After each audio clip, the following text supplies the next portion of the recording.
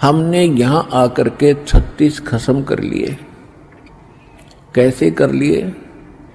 कभी हम शिव की पूजा करते हैं, उसको मालिक मान बैठते हैं। कभी हम गणेश को मालिक मान बैठते हैं। कभी हम विष्णु जी को, कभी हम अन्य देवी देवताओं या गांव के किसी भैरव भूत बेतालों को। और ये ऐसे सक्षम नहीं हैं जो हमें कुछ सुख दे सके। ये ना हमें दुख दे सकते, ना ये हमें सुख दे सकते, क्योंकि ये केवल हमें किया कर्म ही देते हैं।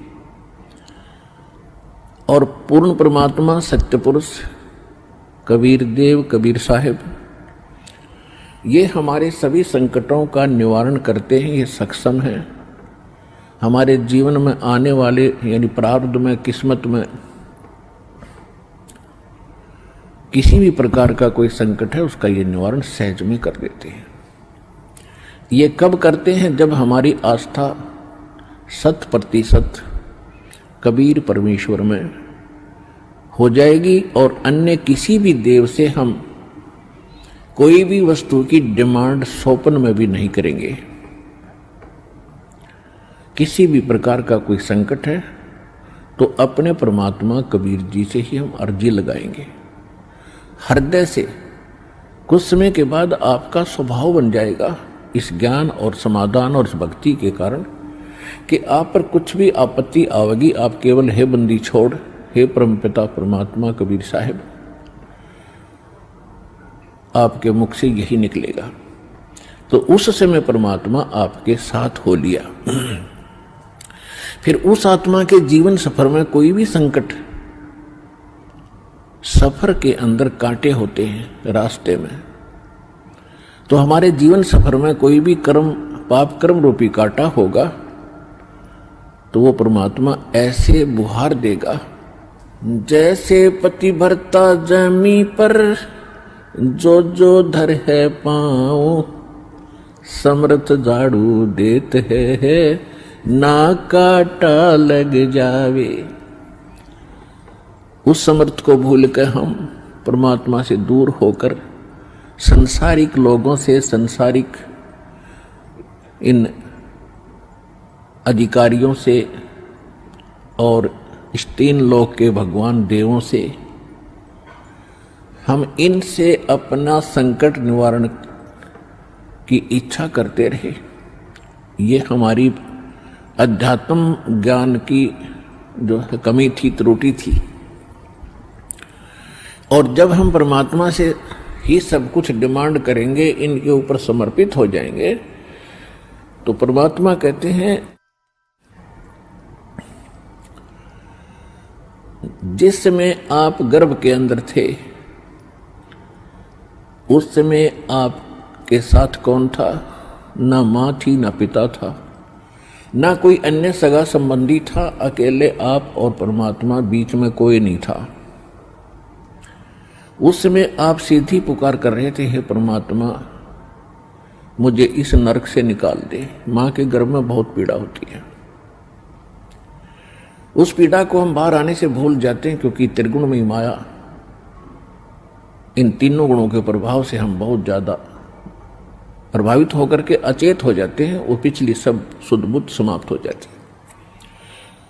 और परमात्मा आप कितना साक्षी है कि अंदर मां के पेट में आपको उसने पाला। मां के गर्भ से बाहर आने से पहले आपकी कैसी व्यवस्था कर दी, वो कितना चिंता करता है आपकी। दांत नहीं थे तो मां के स्तन में दूध भेज दिया, और उससे पहले एक टोपा दूध नहीं था मां के स्तन में। जो परमात्मा इतना भविष्य की आपकी चिंता करता है, और बाहर आकर के आप स्वयं इतने इंटेलिजेंट बन गए, चतुर बन जाते हो, धनी बनने के लिए, अपनी सुरक्षा करने के लिए, अपने को सुखी बनाने के लिए लोगों को लूटते हो, रिश्वत लेते हो, चोरी करते हो, डाके मारते हो। आप भगवान के विधान को भूल गए, आपको याद नहीं है। जो परमात्मा आपकी इतनी केयर टेक करता है, इतनी देखभाल पहले से चिंतित है, तो अब कौन सा वो दूर है आपसे। आपको केवल प्रारब्ध तो मिलेगा ही मिलेगा जो आपकी किस्मत में लिखा है। उसको भी मिलेगा जो भक्ति नहीं करते। लेकिन भक्ति करने का उद्देश्य मूल यही होता है आत्म कल्याण हो, और इस जीवन में हमारा कोई पाप कर्म हो, कोई कष्ट आना हो, उसका भी निवारण हो। तो उसका निवारण तो एक ही से हो सकता है, उस परम पिता परमात्मा पूर्ण ब्रह्म से। अन्य भगवान, अन्य ये देव वो संकट निवारण नहीं कर सकते। पाप के हमारे किस्मत में लिखे हुए कर्म को वो नहीं समाप्त कर सकते, वो भोगना ही पड़ता है। केवल कबीर देव, कबीर साहब ये हमारे इन पाप का नाश कर सकता है, हमारे जीवन को सुखी कर सकता है। तो क्या बताते हैं, उस समर्थ की रीझ छुपाई, अब कुल कुटुंब से राता, गर्भ के अंदर बचन भरे थे, कहाँ गई वो बात। अब देखो परमात्मा फिर आकर हमें सचेत करते हैं, क्योंकि काल ने तो हमारे ऊपर पर्दा डाल दिया, बुद्धि पर पत्थर गेर दिए। माँ के गर्भ से बाहर आते ही हम सब कुछ भूल गए, नए सिरे से पढ़ाई जाती है। ये तेरा चाचा, ये तेरी चाची, ये तेरी माँ, ये तेरे पिता, मामा, ये बुआ और कै खे गड़े, ये नए सिरे से पढ़ाई जाते हैं। हम इतने जो है अचेत हो जाते हैं, और परमात्मा फिर आकर हमें फिर नए सिरे से याद दिलाते हैं कि उस समर्थ की रीझ छुपाई। उस समर्थ ने आपके ऊपर प्रसन्न होकर के आपकी प्रार्थना सुनी। रीझ माने खुश होकर के आप पर जो रहम किया, वो रीझ आपके ऊपर प्रसन्न हुए। उस समर्थ की रीझ छुपाई, वो भूल गया तो उस मालिक के उस रहम को। अब कुल कुटुंब तय राता, अब भूल गया ये तेरा बेटा या कोठी या कार, ये मेरा, ऐसे वैसे सारा दिन इसी भूल भुलैया में जीवन नाश कर रहा है। और गर्भ के अंदर बचन भरे थे, कहाँ गई वो बात। अब परमात्मा याद दिलाते हैं, अब कहाँ गई वो तेरी बात जब नूका था माँ के पेट में कि हे परमात्मा एक बार मुझे बाहर निकाल दे, कभी भी गलती नहीं करूँगा, आपकी याद गणी रखूँगा और आप पर पूरा विश्वास करूँगा। निर्वाह के लिए कार्य करते समय भी आपकी याद कभी नहीं भूलूंगा।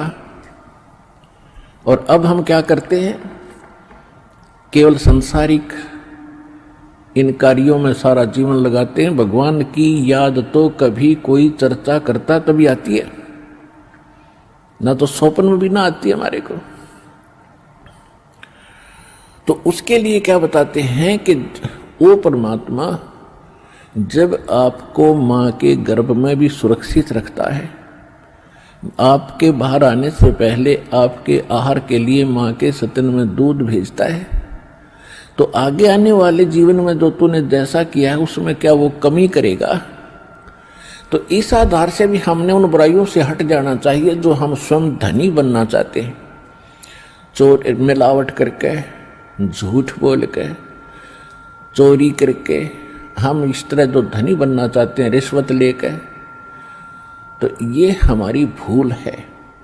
ये पैसा ऐसे एकत्रित किया हुआ आपके पास नहीं रहे। परमात्मा आप पर रहम करेगा और उसकी भक्ति सत्य करोगे तो जो प्रारब्ध है वो तो आपका मिलेगा मिलेगा, लेकिन उस प्रारब्ध के अंदर जो कांटे हैं कर्म के वो नहीं दुख देंगे, और फिर प्रारब्ध से अधिक भी देगा, क्योंकि परमात्मा के पास वो समर्थ है, वो उनके पास एक वीटो पावर है, वो केवल कबीर साहब के पास है। जैसी आपकी श्रद्धा और लगन देखेगा, विश्वास और दृढ़ता देखेंगे, तो आपको किस्मत से अधिक भी देंगे, अच्छा भी देंगे, और आपके पाप रूपी कर्मों के कांटों को भी वो पहले ही निकाल देंगे। आप तक तो आने भी नहीं देंगे वो। जब आप पर समर्पित हो जाओगे उनके ऊपर, कैसे समर्पित होंगे? और फिर वो कैसे करेगा? जो पति भरता पति से राती, आन पुरुष नहीं भावे, बसे पी हर में सुरत प्रीतम में, ऐसे जान लगावे। कि जैसे पतिव्रता अपने पति से ही लीन रहती है, आन पुरुष अन्य पुरुष नहीं भावे, उसके मन में स्वप्न में भी नहीं आता अन्य पुरुष के प्रति कोई भी कुविचार। और यदि वो लड़की अपने माँ के चली जाती है तो भी अपने पति की सुध वो मुख से नहीं बोलती, लेकिन अंदर से वो नहीं भूल पाती। ऐसे ही आप उस परम पिता पर आश्रित हो जाओगे।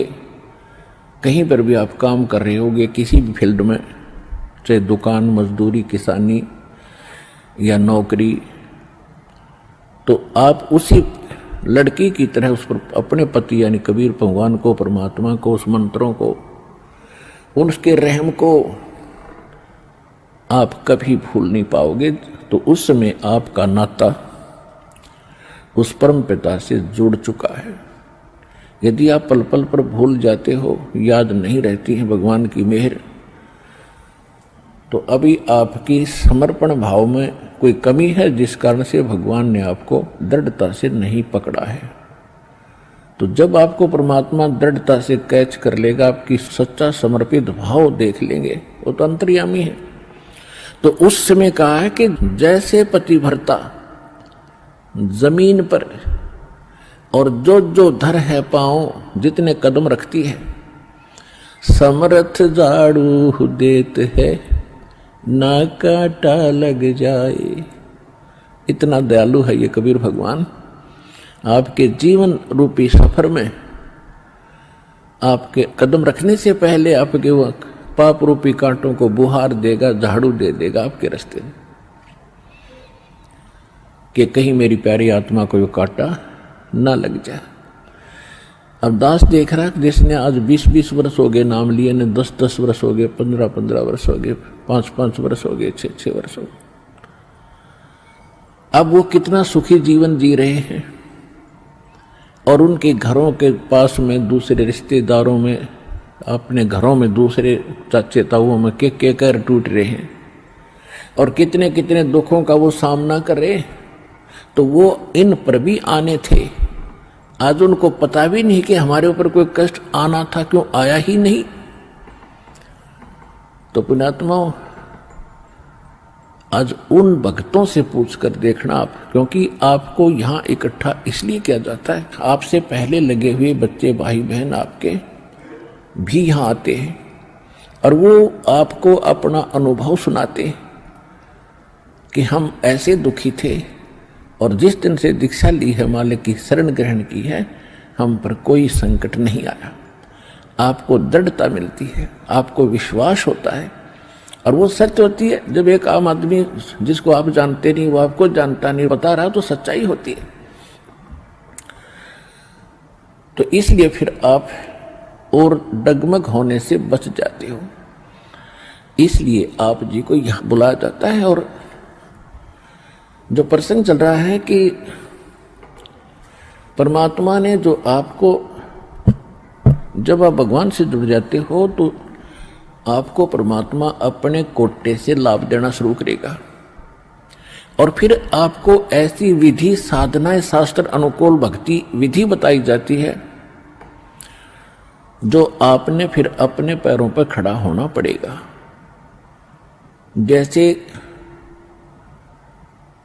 सरकार क्या करती है कि किसी व्यक्ति को रोजगार प्राप्त नहीं है, उसको लोन देती है, और उसमें कुछ सब्सिडी भी देती है कि भी 80% सब्सिडी है। 1 लाख रुपया दे दिया, अपना गुजारा कर और धंधा शुरू कर दे, और फिर आप केवल 20,000 ही वापस लौटा देना, 80 माफ कर दिए, तो कितना सहयोग मिल गया उसको। लेकिन उसने अपना तन मन धन से फिर भविष्य में अपने पैरों पर खड़ा होना पड़ेगा, बार बार सब्सिडी मिलेगी नहीं। इसी प्रकार यहां आने वाले को परमात्मा अपने कोटे से राहत देनी शुरू करता है और फिर विधि बताता कि ये कमाई कर और अपने पैरों पर खड़ा हो जाए, भाग्य भक्ति तू कर, ऐसे दान धर्म कर, फिर तेरा गुजारा यानी तेरी भक्ति कमाई बढ़िया हो जाएगी, तेरा अच्छा काम चलेगा, तभी सफलता होगी।